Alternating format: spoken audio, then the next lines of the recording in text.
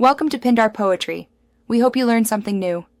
In this video, I will explain how to make pasta easy at home. First, gather your simple ingredients. You'll need 2 cups of all-purpose flour, 2 large eggs, and a small pinch of salt.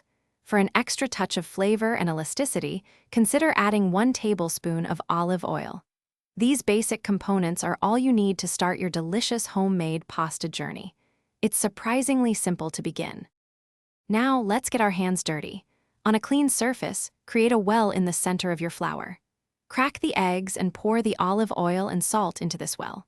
Gradually incorporate the flour from the sides into the wet ingredients, mixing with a fork or your fingers until a shaggy dough forms. Then, knead the dough for about 8 to 10 minutes until it becomes smooth and elastic, like a baby's bottom. After kneading, wrap your dough tightly and let it rest for at least 30 minutes at room temperature. This allows the gluten to relax, making it easier to roll. Next, divide the dough into manageable portions and roll each piece very thinly, aiming for about 1/16 of an inch thick. You can use a pasta machine or a rolling pin. Finally, cut your pasta into your favorite shapes, such as fettuccine or spaghetti.